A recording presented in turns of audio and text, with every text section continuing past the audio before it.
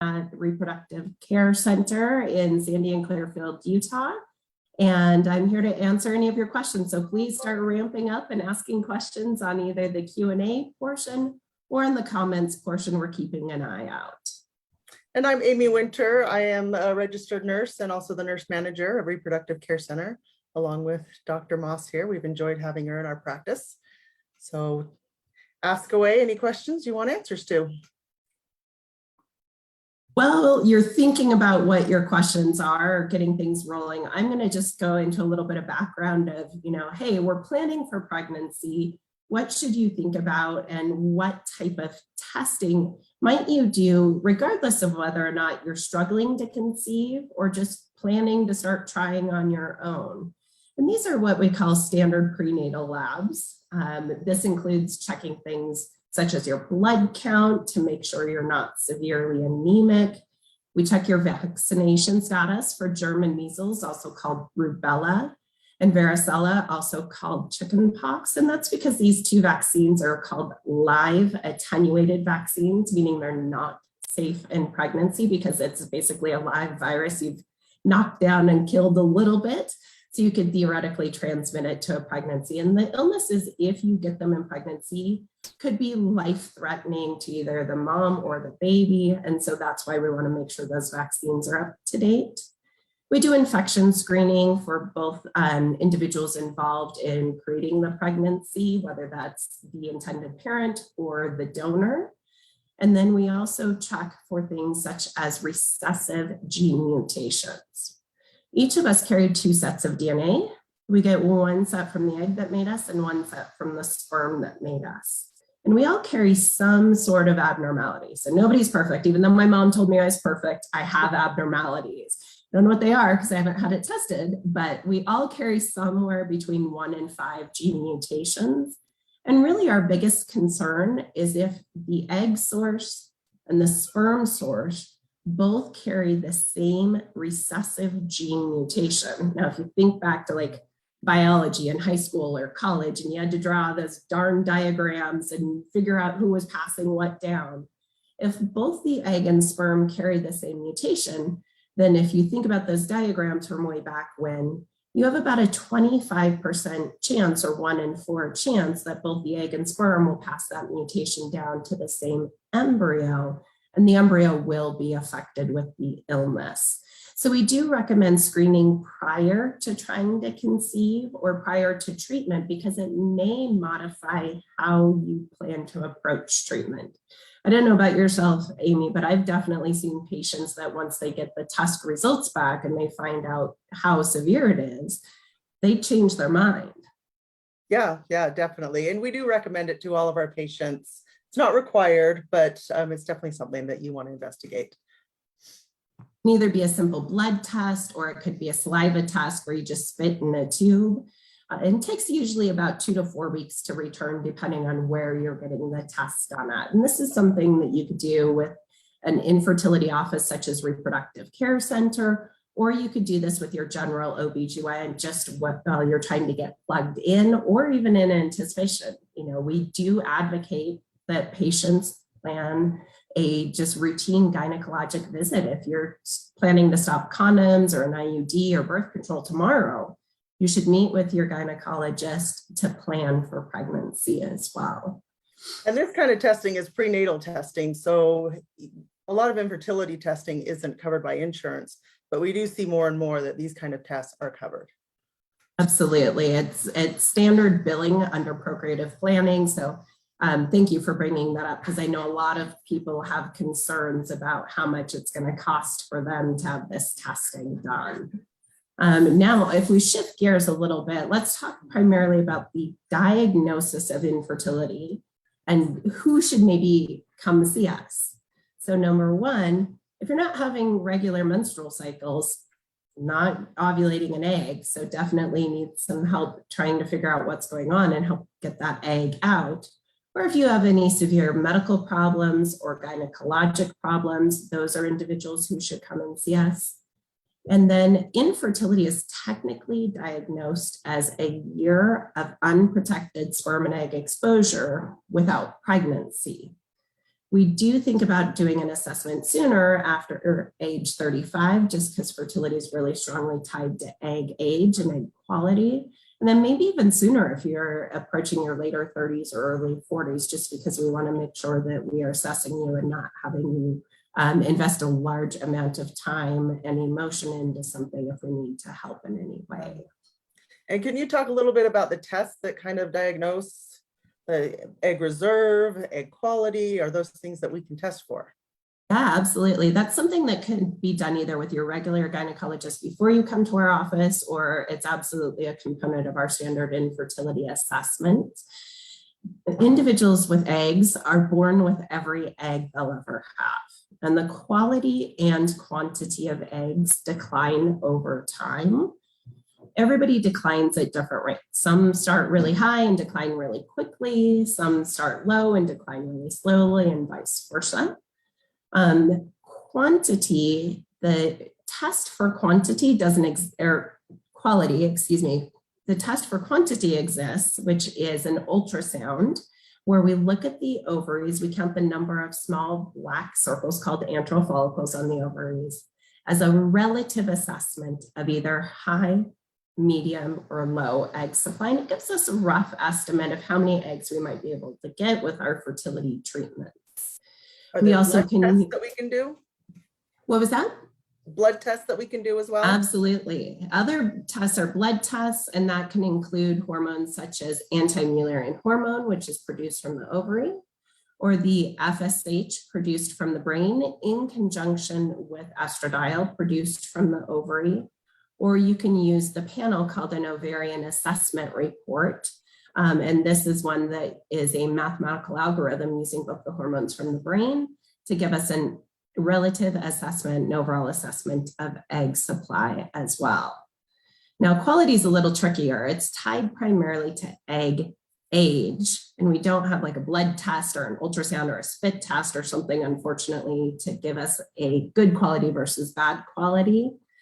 But when we think about egg quality at age 20, about a quarter of the eggs are probably abnormal. So that means 3/4 are normal. By age 35, you're about 50-50. And by age 40, you're at a point in life where maybe 75% are abnormal and 25% are normal. And that's really where things get more challenging over time. Correct. So we do have a couple questions in the chat, in the Q&A.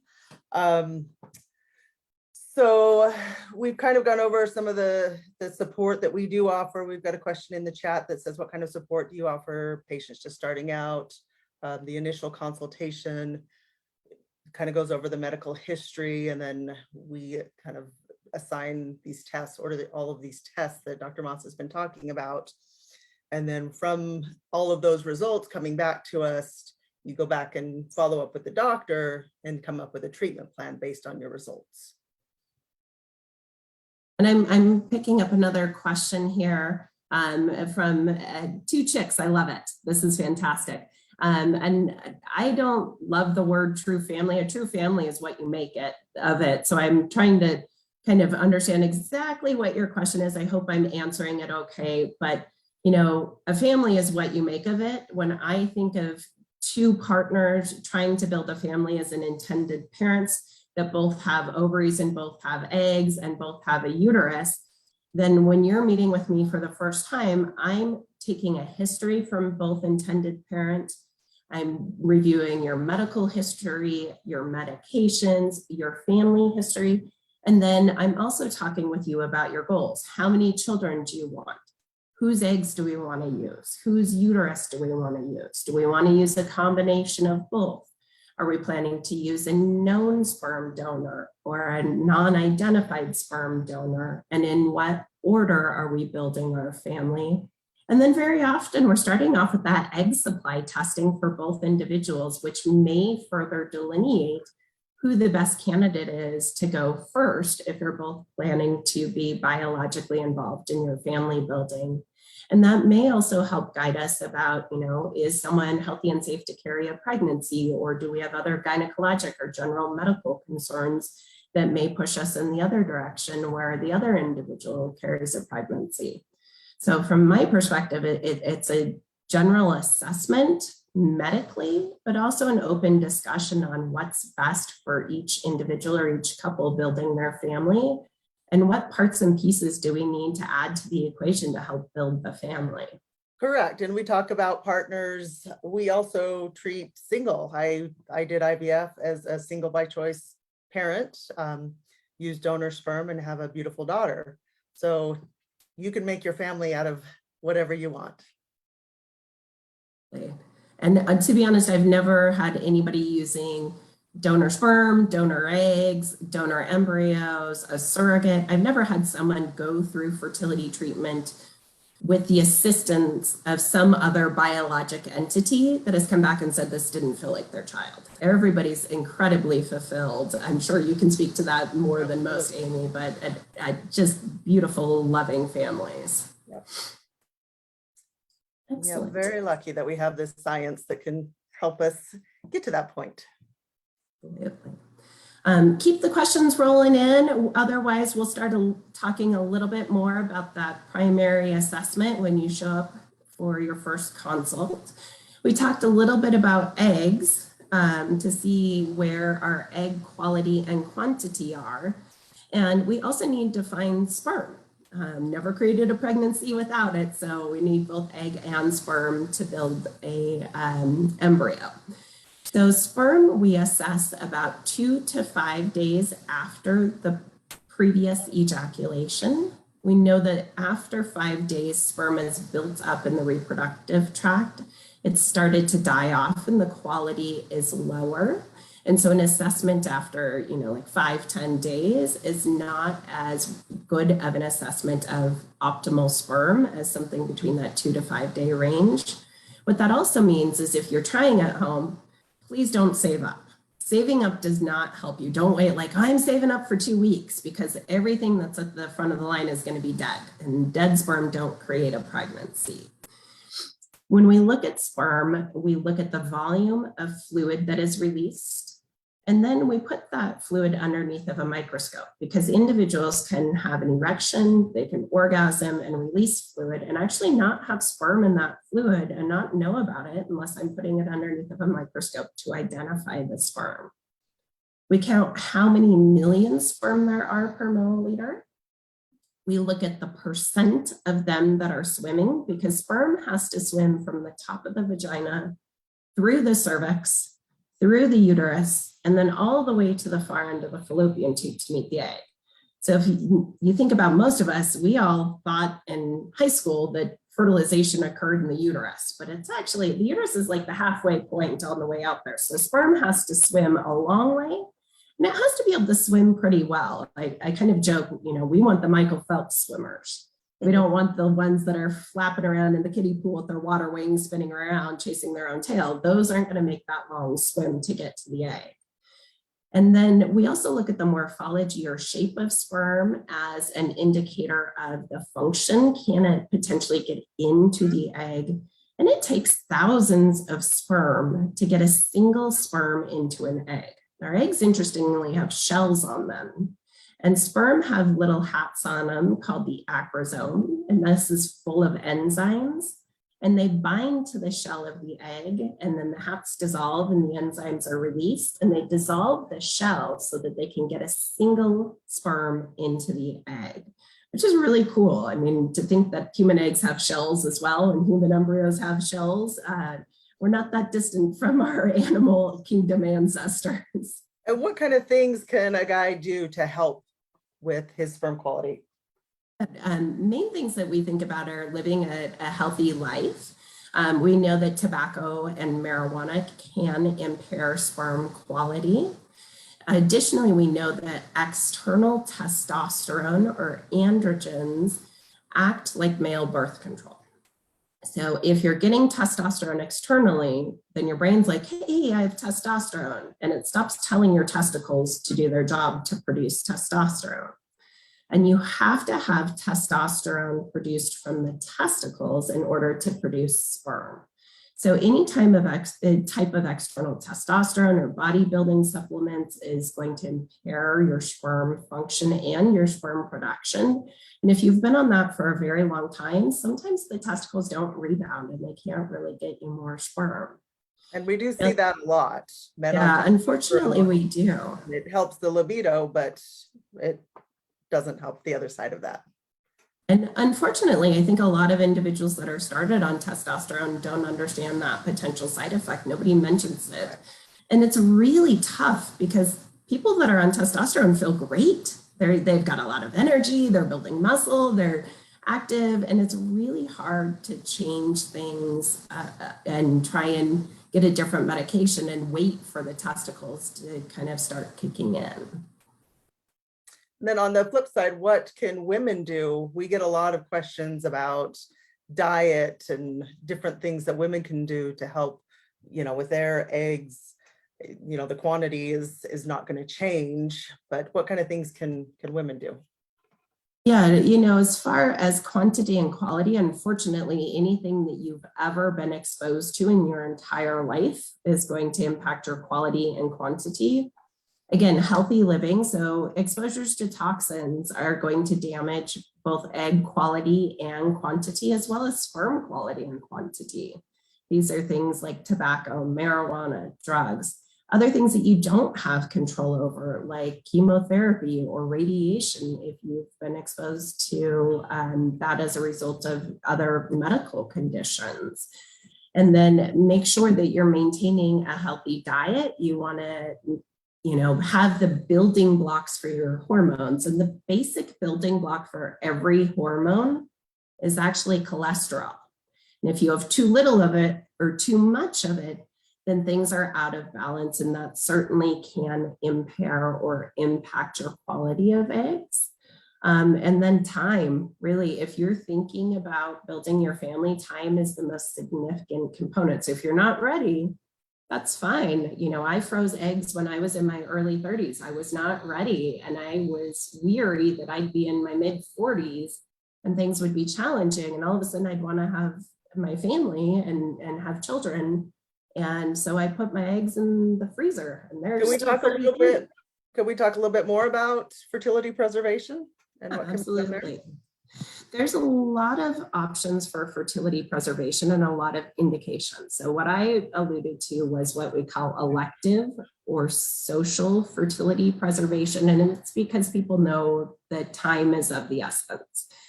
And you place your eggs in the freezer and they're frozen. They're not going to age, even if you're 10 years older or 20 years older. I can even use them when you're menopausal to help create a pregnancy.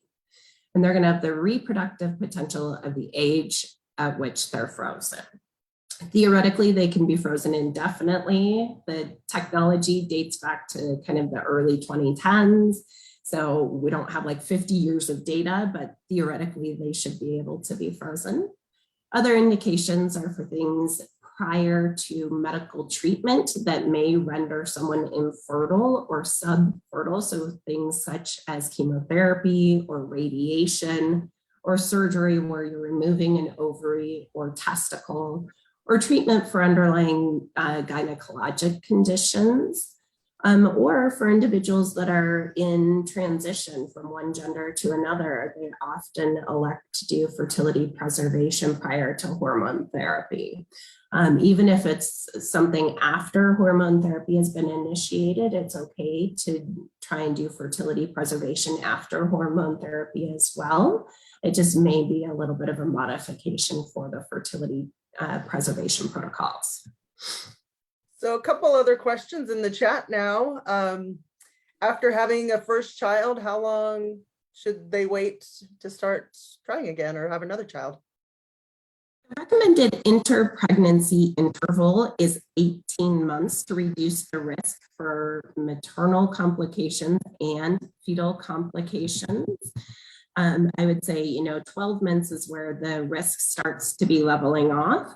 But this is an ongoing discussion with your infertility team as well as your gynecologist, primarily because if you're 40, then your risks of pregnancy are going up with time. So you've got to balance the risks of the shorter interpregnancy interval with the risks of age and time.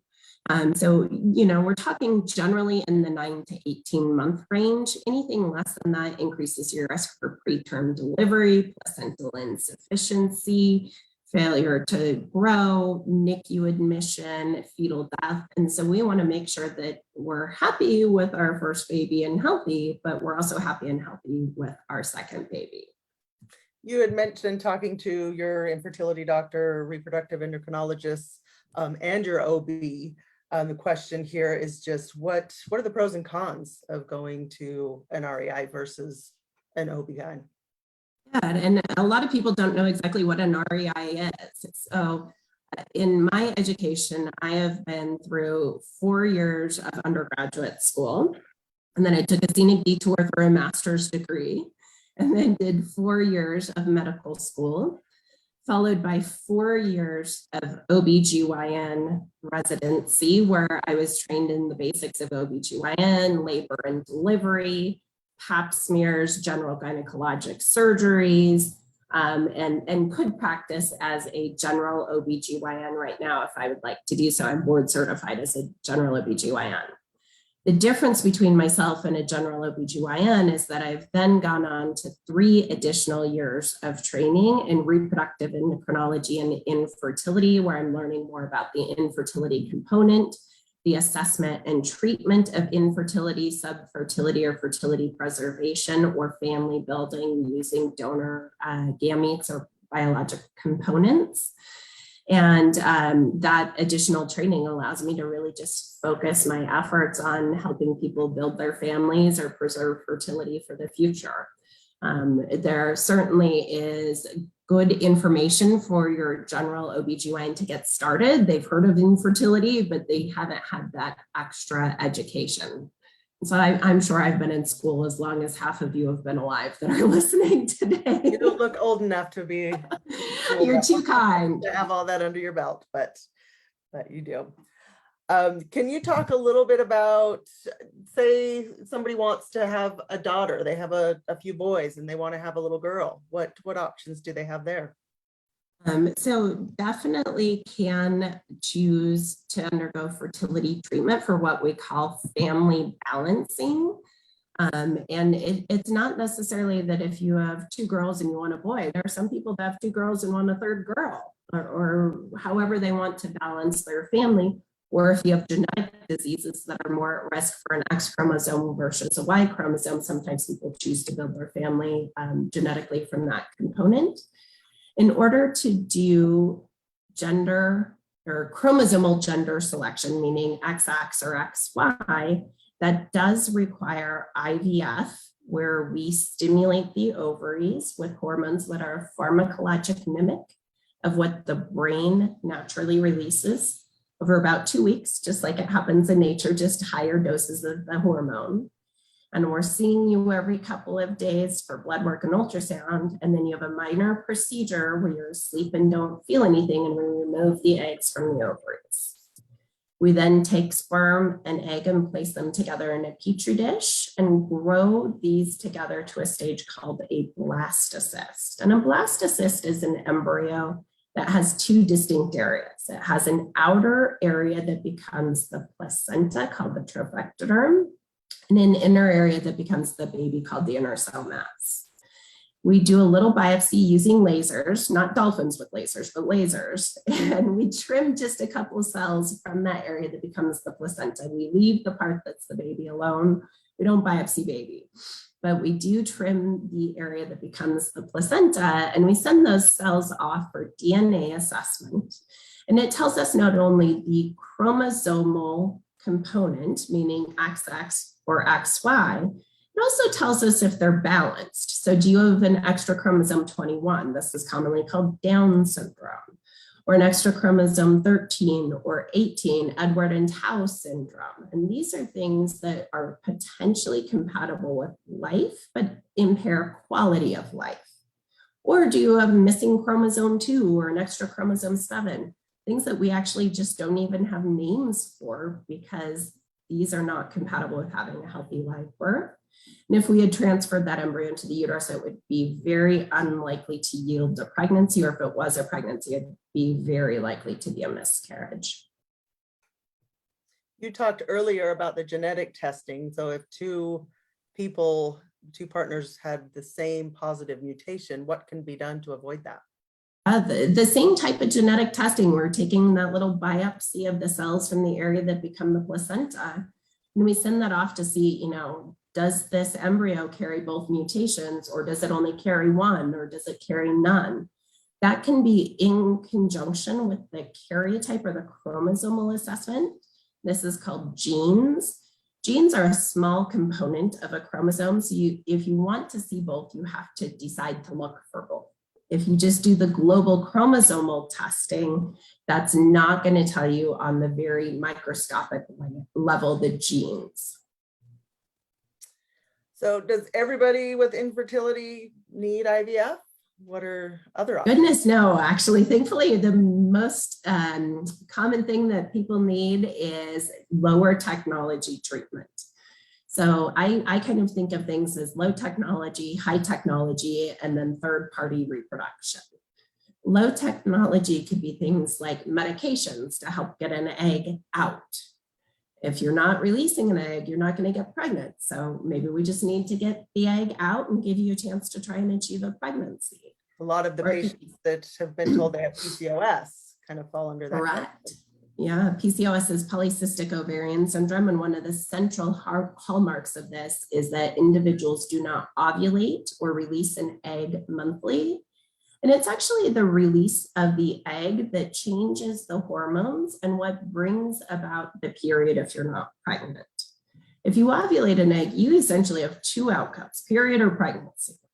And if you're not getting your period and you're not getting pregnant, then you're probably not ovulating too. Other things that we think about low technology are inseminations, or IUI is a common acronym.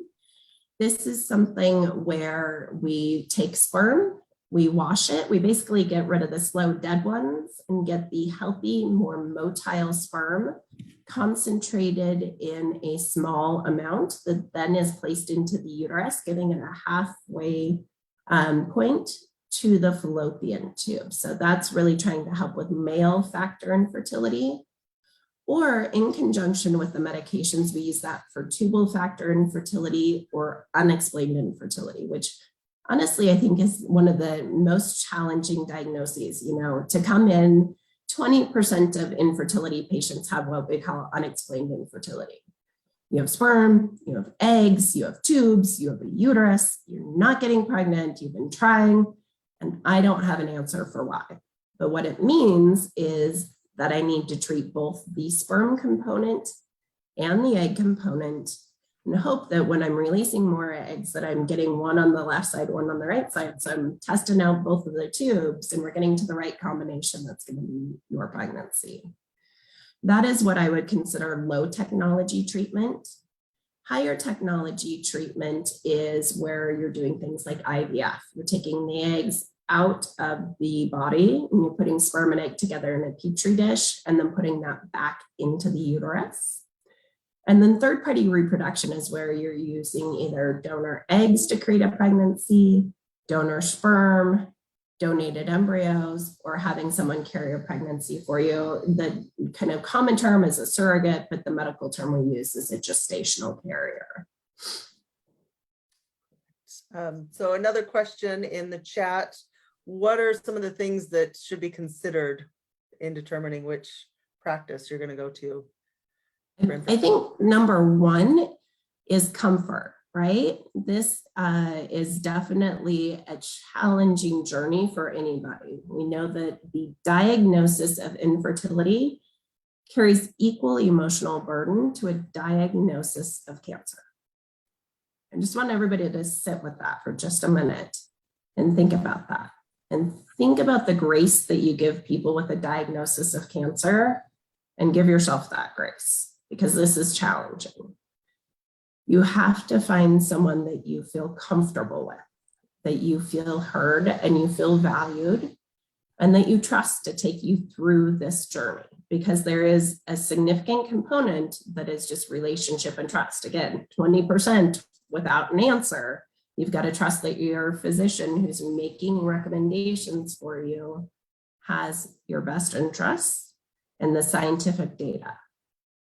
Now, I think going to a reproductive endocrinologist, someone who has that additional training, that additional 3 years, is beneficial. I think that choosing someone that is either board certified or board eligible, meaning not only have I gone through a gajillion years of training, but I've taken multiple exams to prove that I actually know what I'm doing, is beneficial. And you can actually look that up online, the American Board of OBGYN. You can go up there and type in your doctor's name and see if they're board certified or not, or if they're board eligible or not. That's public knowledge. And then I think, you want to consider access to care. So don't choose a doctor in New York if you're in Utah, because it's going to be hard. You're going to have to go live in New York each month you go through treatment. And treatment really is based on a menstrual cycle. So it goes month to month. So you want to choose someone that's accessible. You want to choose someone that really is open. There's not like, I see you on a Tuesday at 2 p.m. or you will never see me again. You want someone that actually offers services every day of the year, regardless of what you need. And that it's not like, well, I can't do your IUI on Sunday because my office isn't open. At Reproductive Care Center, we're open 365 days a year. If the ovaries need something, the ovaries need something. And I would want that of my doctor if they were taking care of me and I was going through the infertility journey. How about yourself, Amy? Is there anything that you think of that is important that patients ask for or you would consider? Yeah, I mean, like you said, just access to your team. I mean, we've got our physicians and then they've each got under them their group of nurses that reach out to you. You have your initial consultation. A nurse will call you within a day or two, review all of the testing that you need. And then just, to have them available for any questions along the way, going through any type of treatment for infertility, whether it's just taking oral medications or all the way up to IVF or third party, is a huge commitment.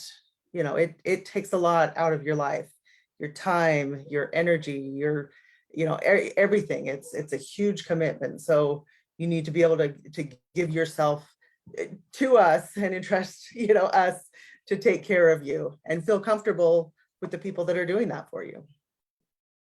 One thing that I love about RCC is that the majority of the time, if you're in for an ultrasound, you're seeing myself or Dr. Blauer. We do have our nurses that cross cover, but they're nurses that are on your team and they're already taking care of you. It's not like some stranger that's coming in to do an ultrasound for you. You are getting real-time clinical feedback every time you come in to the office. It's not just like walking in for an x-ray, you get your x-ray and you walk out the door and someone calls you 2 weeks later to let you know the answer. We have real-time feedback. Yeah. I guess the other thing that's important is making sure that, in my opinion, someone should have an on-site lab. So if they're renting out a lab from someone else or trying to transport things to a lab off-site, I would prefer that people are having their egg retrievals on site. They're not going in a tank and transporting it across the city or something like that. I would say that's pretty uncommon, but in some of the larger geographical areas, that is something that I saw down in, kind of very condensed California areas. Yeah, and just to touch on what we were talking about previously with, we do have nurses that do some of our ultrasounds. Our nurse practitioner does uterine evaluations. All of those things are being reviewed by your physician, every day that you're coming into clinic. So your physician is going to see all of your testing. All right, keep the questions coming. Any other questions here? I think we touched on this a little bit in the beginning, but again, how long should someone try naturally to get pregnant before seeking help? Clearly, if you have any gynecologic conditions, medical conditions, irregular periods, history of ectopic pregnancies or tubal surgeries, or history of trauma to the testicles or genitals, You're going to be in as soon as you're ready to build your family, just to make sure we're not missing anything or not needing some sort of intervention or treatment. Now, if you have been trying for a year without pregnancy, that's when you're thinking about coming in for assessment. After age 35, maybe a little sooner, 6 months.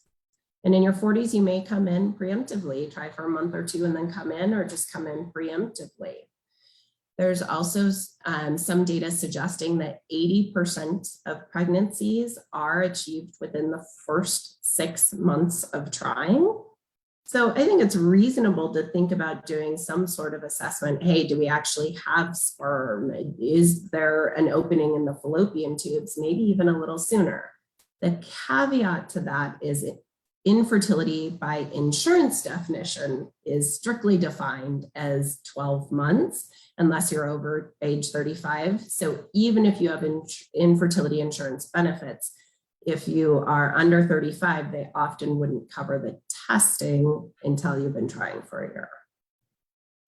And unfortunately, in the state of Utah, we don't have a lot of insurance coverage for infertility treatment. So a lot of our patients are self-pay. So cost is a big factor when it comes to doing treatments, for sure. Another question in the chat: why do some women conceive easily for their first child and then have difficulty for subsequent children? Yeah, and I would say the converse also happens. Some people have difficulty the first time and then conceive easily the second time. When we think about fertility, fertility's strongest link is with age. Now, if you're 21 versus 22, we're kind of splitting hairs about it. There certainly can be things that go in to reduce fertility. So let's say someone had a C-section with their first child, and then that blocked off the fallopian tubes with scar tissue. Well, that's going to make the second pregnancy hard to achieve. Or if there's some sort of health change, then that may impact sperm or egg or uterus or tubes. Or just time itself. You know, if you're 35 with your first pregnancy and 41 with your second pregnancy, it's definitely going to be harder when you're 41. It's just our statistical averages based on fertility and age. Yeah, correct. Well, and just kind of talking about infertility and testing, you know, a lot of times we'll have, you know, the female come in and discover that there's an issue with her. That doesn't necessarily mean that's the only issue. So we definitely want to check both sources to get all of the testing and see the big picture. Absolutely. I see one other question. Is there anything that both partners can do to increase chances of conceiving? I think living a healthy lifestyle is number one. Number two is timing. Right? So remember how we said don't save up with sperm? You want to make sure that you're ejaculating every couple of days to flush the pipes, make sure you have nice fresh ejaculate. And then timing, your peak fertility day is the day before you ovulate and the day before that. If we talk about when do you ovulate, there's all sorts of really great apps and calendars. I love them. I think that sometimes people drive themselves crazy with the ovulation predictor kits or with basal body temperature charting. I would not recommend you torture yourself with basal body temperature charting. You can do it, but man, that is commitment. An app works pretty well, but the way that apps tend to work, they take your menstrual cycle length. And then when we think about standard time frame from ovulation to period, on average, it's about 14 days. So if you have a 28-day cycle and you think about the second half of the cycle after ovulation being 14 days, then you're probably ovulating on day 14, which means your peak fertility days are day 13 and day 12. Now, if you have a 30-day cycle, you're going to push everything back. So 30 minus 14, you're probably ovulating on cycle day number 16. And then your peak fertility days are days 15 and days 14. You're going to get data and you're going to look at your range. So if you're 28 to 30 days, you're going to start timing intercourse between days 10 and 16 every day to every other day. And you want to kind of have that nice fertile window. And I usually say about a 6 to 7 day range. The egg only lives in the reproductive tract for 24 hours after ovulation. So catching it, you're like, oh, I ovulated 4 days ago. Like, what's done is done at that point. You're not going to create your pregnancy.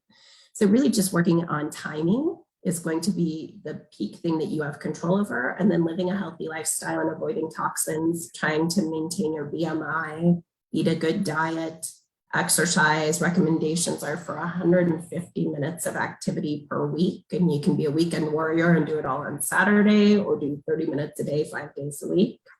And we do know that BMI is very impactful for not only ovulation, but fertility as well. There's actually a 2% reduction in live birth for every increment of elevated BMI.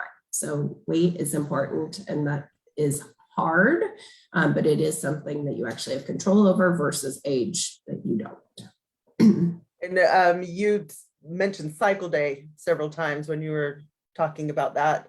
That's a question that the nurses get a lot, is what do you consider cycle day 1? All right, you answer it all the time. I'm going to pass the baton back to you. Full flow before 5 p.m. is what you consider your cycle day 1. If you start spotting after 5 p.m., the next day you have full flow. That next day would be your true cycle day 1. And when you talk about cycle length, it doesn't start after you've stopped bleeding. So your day 1 is when it starts, and it continues until your next day 1 the next month. So that's your cycle length. And there's great apps that are free that you can download just to track it.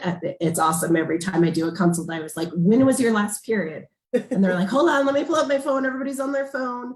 And then I'm like, okay, well, when was your period before that? And they're like, just a minute, let me get to the prior month. And so be prepared. We're gonna like 6 months of data. The nurses do usually all of the inseminations. So we get that a lot. When was your cycle day 1? Let me check my app. Yep, there's an app for that. I love it. Speaking of IUI, I do see one question in our chat about whether or not, if you have individuals that are trying to build a family, they both have eggs and uterus, and you're using donor sperm, is IUI the first step, or should you go on to IVF as your first step just because of the higher efficacy of IVF versus IUI? And this is a great question. And actually recently an article was presented at the American Society for Reproductive Medicine in October of 2021, asking this exact question, saying, hey, well, IVF is more efficient. Should individuals in this situation just go directly to IVF? And the answer was actually no. The individuals who are doing this type of treatment, you're presumably fertile. Your infertility is lack of sperm exposure. So you're presumably fertile, and our goal is to get you sperm exposure to treat that component that we are missing in the family building. Now, if you're not getting pregnant after 3 to 6 cycles, well, then we think about changing things. Usually I think about 3 cycles, we're touching base, we're saying, hey, do we want to do this anymore? Should we be shifting gears? Because the majority of people that are getting pregnant within the first 3 to 6 cycles, depending on if they're natural cycles, meaning you're just ovulating the 1 egg, you ovulate each month, or medicated cycles where we're trying to get more eggs to get more chances to get to the right sperm and egg combination. Another question in the chat, how does IVF work if you have endometriosis? Yeah, endometriosis is a really diverse disease. So the endometrium is the lining of the inside of the uterus. And your uterus is made out of muscle, and then it has these glandular cells that line it, so they build up each month. They're where an embryo sticks, and they're what you shed when you have your period, and that's called your endometrium. Endometriosis is when those cells that line the uterus grow somewhere else. So they can grow on the ovary, they can grow on the inside of the abdomen or the intestine, or they can even grow in the muscle of the uterus. That's technically called adenomyosis. Endometriosis increases your risk, period. You're essentially bleeding, but it doesn't have a way out. It doesn't bleed out the vagina, it just bleeds into the abdomen, and that can cause some scar tissue. And with endometriosis, if it scars off the fallopian tube or kinks off the fallopian tube, that can impair your fertility. Now, IVF is helpful in the fact that it bypasses the fallopian tubes. It also is something that allows us to get more eggs, to get more chances to get to the right sperm and egg combination, and then we place that into the uterus. And it allows us to create embryos, and then sometimes we suppress the endometriosis. Unfortunately, we have several options for treating endometriosis, but no cure. You can either surgically remove it, and if you do surgically remove it, then you should go through fertility treatment right away, because that's when it's least impactful because it's been removed. Unfortunately, it almost always grows back, even if you surgically remove it. Or you can suppress it with medications, but the medications that we suppress it with generally are either anti-ovulation medications or progesterone-only contraception. And so they're not things that would be used when you're trying to conceive. IVF allows us to create the embryos and then suppress the endometriosis and then transfer the embryo into the uterus after we've kind of simmered the endometriosis down. So endometriosis is a challenge. It can also further deplete egg supply. So individuals with endometriosis tend to have a little bit lower egg supply for their age than individuals without it.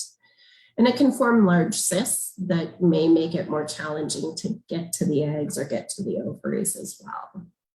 What other things within the uterus can prevent implantation? I think of them as biologic IUDs. So clearly an IUD impairs implantation, but we can have biologic IUDs as well. Those are things such as polyps. And a polyp is an overgrowth of the endometrium that I was just talking about. It's kind of like a little skin tag on the inside. And we really worry if they're greater than 1 centimeter. Alternatively, fibroids. So remember I said there's a muscle component of the uterus. Fibroids can grow and act like a speed bump on the inside of the uterus that then impairs implantation or acts like a biologic IUD. And then there can also be just structural abnormalities of the uterus as it was forming while the individual is developing in the uterus themselves. And the uterus is really cool. It forms in 2 separate halves. So our fallopian tubes develop as kind of a left tube and a right tube, and then they're tubes that come together and then they join at the bottom and they fuse together in the middle, and then the middle starts to dissolve. So you can have failure of development of one of the tubes, failure of fusion, or failure of dissolving. And sometimes those can impair implantation, but more significantly, we think of them increasing risk for things like miscarriages if that dissolving didn't go away and you have something called a uterine septum. Ectopic pregnancies, will IVF prevent that? IVF unfortunately does not prevent an ectopic pregnancy. It can bypass the fallopian tubes by taking the eggs out of the ovary and placing them together in a petri dish. But when we transfer the embryo, we're placing it into the uterus, but it's going to float around throughout that day. Unfortunately, I don't have glue or staples or anything to stick it there. And Velcro would be great, right? You stick the embryo in, when you're ready to deliver, you just pull it out and call it a day. Not that easy. We transfer it into the right place at the right time, but it does float around. There are molecular markers and it finds a spot to stick. It theoretically could float back upwards from the uterus into the fallopian tubes and be an ectopic pregnancy. Certainly it's uncommon, but not 0% probability. And if IVF has about, depending on testing, about a 50% success, why can't transferring to everybody be helpful? Transferring 2 at a time versus transferring 1 and then 1. 2 at a time has at least equal chance per embryo, but then you transfer 2 at a time, and let's say one of them doesn't stick. And then you have the molecular markers. It's kind of like a biologic splinter. It doesn't vaporize. It doesn't magically go away.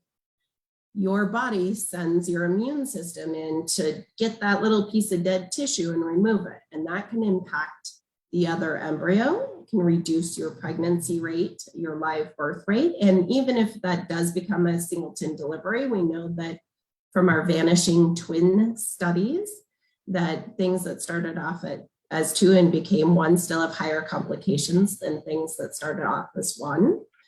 And so if you transfer 2 at a time and 1's impacting the other one, then transferring 1 and then 1 actually has a higher pregnancy rate per embryo. Additionally, it reduces your risk of twins. Twins are cute. They sound great in theory. Everybody that's ever had them loves their twins. Everybody that's ever had them loves their twins and brings them back and says, boy, I didn't know what I was asking for. This is complications, which I think we all know about. We know that there's an increased risk of preterm delivery, increased risk of C-section, increased risk of diabetes of pregnancy or high blood pressure of pregnancy. Unfortunately, increased rates of mortality or death for both mom and babies, increased rates of NICU hospitalization or protracted stay. But the things we actually don't think about are that families of twins are at higher risk for divorce. There's higher rates of child abuse in families of twins, higher rates of sibling discord, behavioral disturbances, lower college attendance rates, and delayed education or learning. So not just isolated to pregnancy and delivery, we have long-term implications that are quite impactful for everybody involved. So where we say, yeah, twins are an acceptable risk, it's never my goal to create twins. I say, your risk of twins is 5 to 10%, or your risk of twins is less than 1%. I never say your chance of getting them is 5 to 10% because of the potential implications. Now, triplets or quads are much more complicated, and certainly that is not something that we ever want someone to have to run into. And that's why we transfer 2 embryos at a time, even less, because 2, one of them could split and become 3, or 2 could become 4. So when we're thinking about putting embryos in, we want to make sure that we are doing so safely for everybody involved. So what kind of things have made it through all of the testing? Treatment plan is to do IVF. What kind of things do I need to avoid? During the stimulation, we definitely want people to avoid high impact activity. I kind of describe the ovaries as tether balls. So you don't want to take a tether ball and bounce it around, because if it spins, it's spinning on its blood supply, and that's a surgical emergency. So you're going straight to the operating room and you may lose the ovary or you may keep the ovary. So you don't want to twist the ovary on its ligament support. That also includes inverted yoga poses. So please don't do a headstand for an hour and then stand upright and flip the ovary on its axis.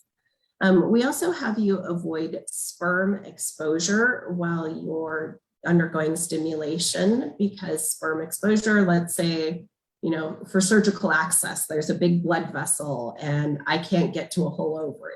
This is very uncommon. It's happened once in my entire career, but let's say I can't get to it and there's 20 eggs there. You have 20 eggs floating around in sperm, well, then that really increases the risk of things like high order multiples, quads, octuplets, having your own reality TV show, taking my medical license away, all the things that we don't want.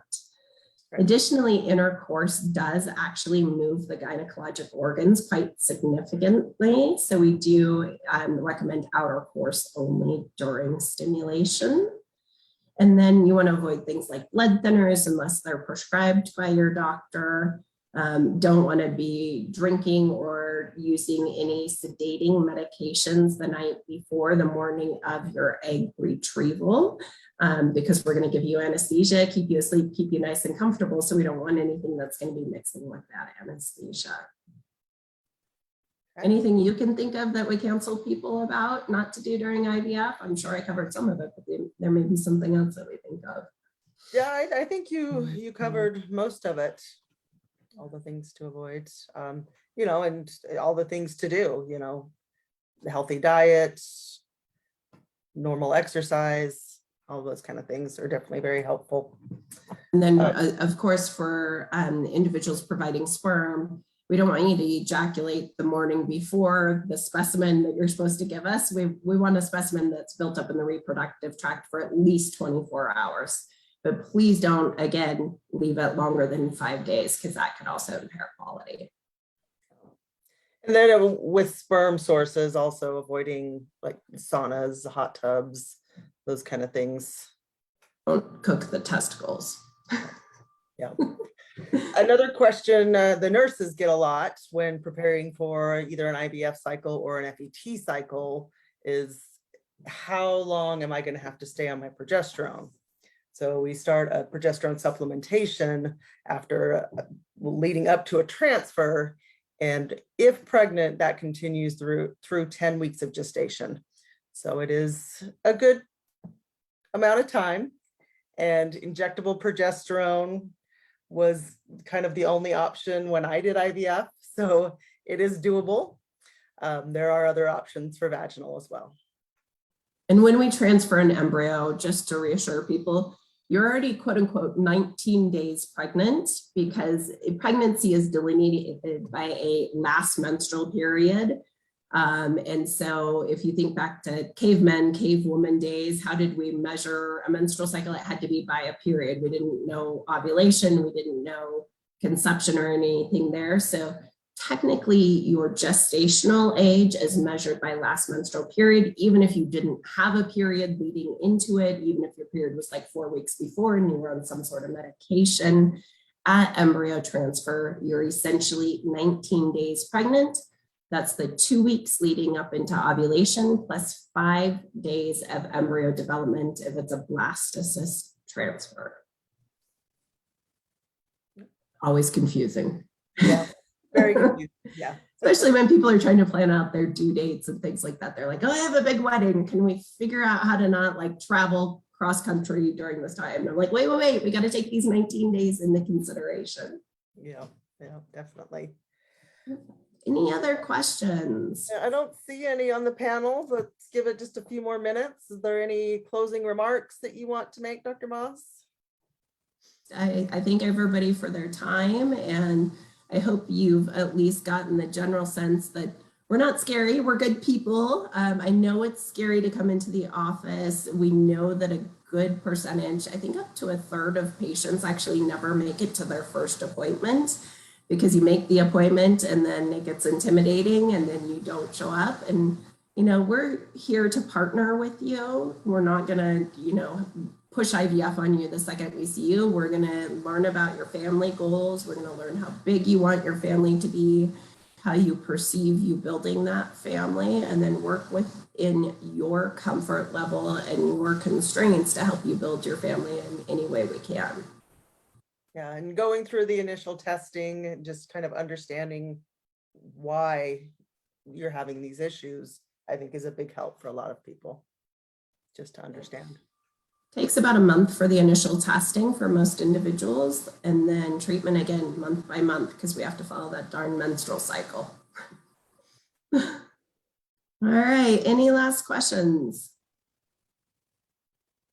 No, I don't see any. Well, thank you so much, Dr. Maas, for taking your time, and you had a lot of really good information to offer. Likewise, thank you for guiding the questions and providing your wonderful insight, and it's always a pleasure to try and get some information out and advocate for people to take charge of their reproductive health. Yeah, and we're available. If you guys think of more questions, just send them our way. We've got through our website, you can send questions. We've got a chat feature there that sends us text messages. You can always call the nurses line, ask questions there. So we're available. Thank you, everyone. All right, thanks guys. Bye. Have a good night.